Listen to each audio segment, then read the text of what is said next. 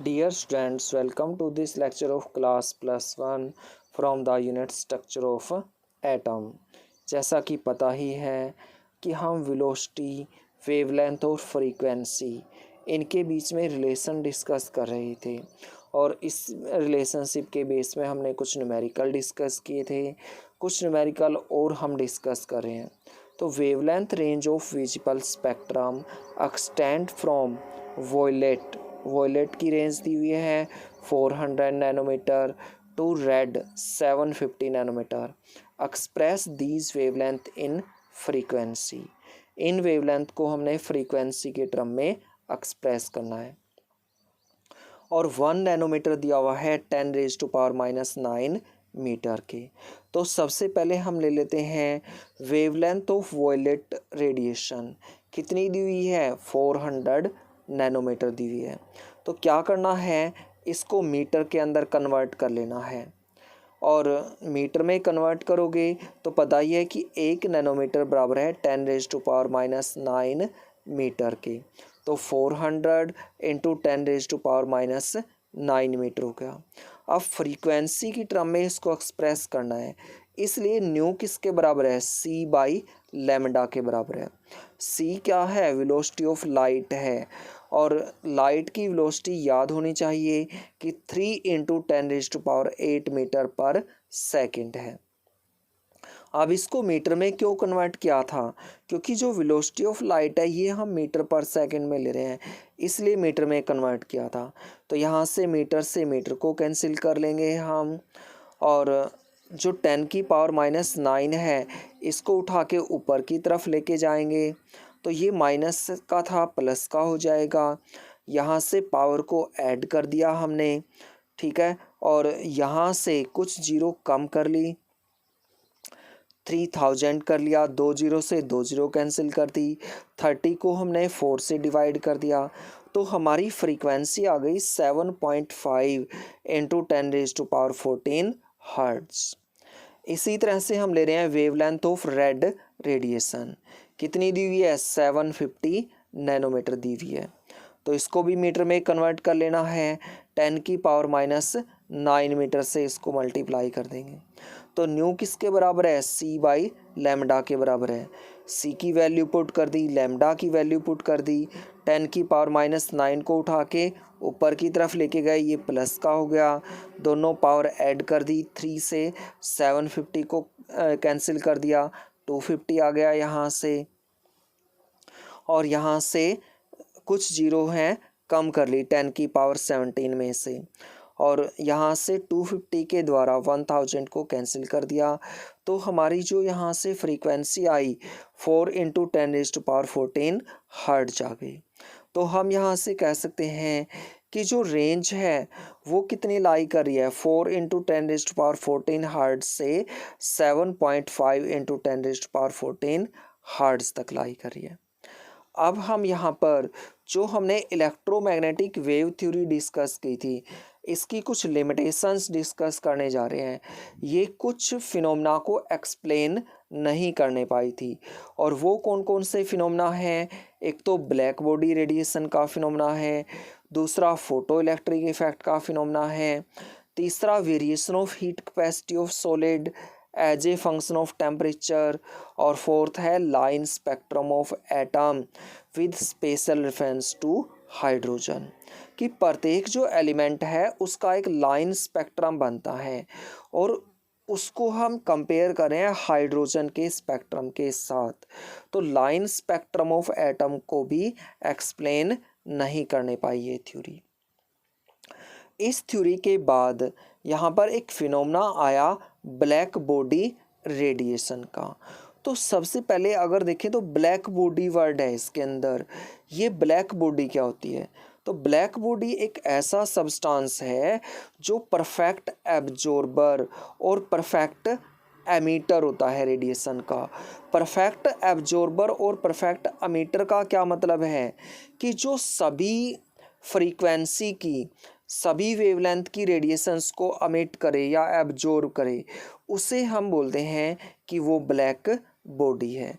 और जो रेडिएशंस एक ब्लैक बॉडी के द्वारा अमिट की जाती हैं उन्हें हम ब्लैक बॉडी रेडिएशंस बोलते हैं।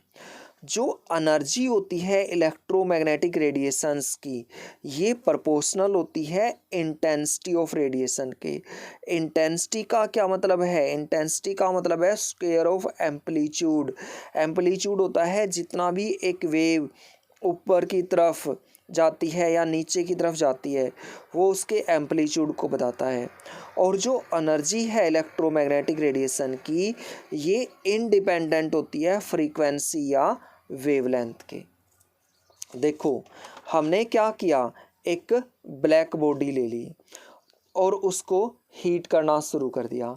तो हम देखते हैं कि जब एक ब्लैक बॉडी को हम हीट करते हैं तो सबसे पहले वो रेड होती है। अगर उसको और ज़्यादा हीट करेंगे तो वो येलो हो जाएगी। अगर और ज़्यादा हीट करेंगे तो वो वाइट हो जाएगी कलर के अंदर। और ज़्यादा हीट करेंगे तो वो ब्लू हो जाएगी कलर में। और जैसे जैसे कलर चेंज हो रहा है वैसे वैसे जो उसके द्वारा रेडिएशंस अमिट की जा रही हैं उनकी वेवलेंथ भी चेंज हो रही है, उनकी फ्रीक्वेंसी भी चेंज हो रही है।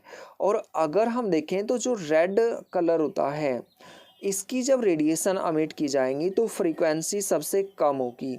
और जब ब्लू कलर शो किया जाएगा तो इस रेंज पर जो रेडिएशंस अमिट की जाएंगी उनकी फ्रीक्वेंसी हाई होगी। अब हम नेक्स्ट फिनोमेना डिस्कस करने जा रहे हैं और नेक्स्ट फिनोमेना है फोटो इलेक्ट्रिक इफेक्ट। इस वर्ड से ही हमें इसके बारे में पता चल रहा है। फोटो का मतलब होता है लाइट, इलेक्ट्रिक का मतलब होता है इलेक्ट्रॉन, और इफेक्ट क्या होता है? फिनोमेना होता है।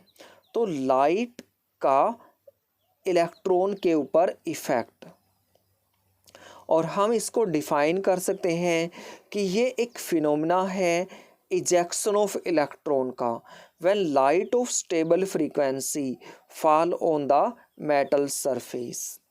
कि जब एक मेटल के सरफेस पर लाइट गिरती है तो उससे इलेक्ट्रॉन इजेक्ट होते हैं और इसे हम फोटो इलेक्ट्रिक इफेक्ट बोलते हैं। इस फिनोमेना को डिस्कस करने के लिए हम क्या करते हैं, एक डिस्चार्ज ट्यूब ले लेते हैं और इस डिस्चार्ज ट्यूब के अंदर एक मेटल प्लेट लगी हुई है और ये मेटल प्लेट स्पेशल मेटल से बनाई जाती है। ये नहीं है कि कोई भी मेटल हम यूज कर लें, जैसे सीजियम है, सीजियम से बनाई जाती है। तो सीजियम का यूज ही क्यों किया जाता है यहाँ पर? क्योंकि इजेक्शन ऑफ इलेक्ट्रॉन डिपेंड करता है आयनाइजेशन एंथैल्पी के ऊपर। जिस मेटल की आयनाइजेशन एंथैल्पी कम होगी वो इलेक्ट्रॉन को इजेक्ट कर सकती है जब लाइट गिरेगी।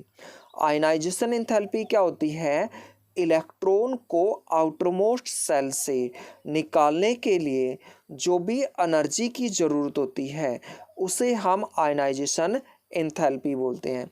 तो एक मेटल प्लेट लगा दी डिस्चार्ज ट्यूब के अंदर सीजियम की, और एनोड की जगह एक डिटेक्टर लगा दिया।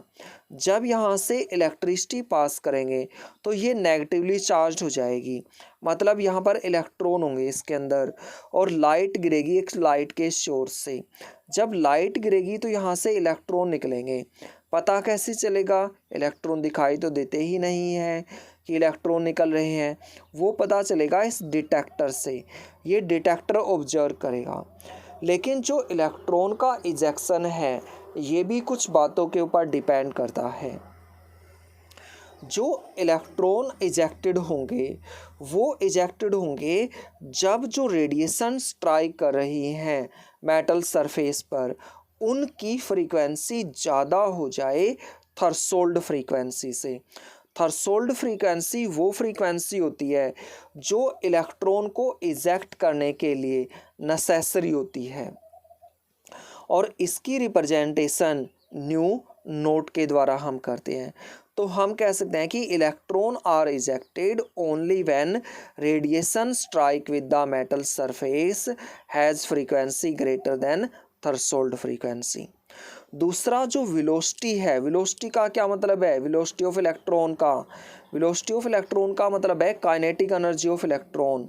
वो डिपेंड करती है फ्रीक्वेंसी ऑफ इंसिडेंट रेडिएशन, मतलब ये जो रेडिएशंस आ रही हैं इनकी फ्रीक्वेंसी कितनी है।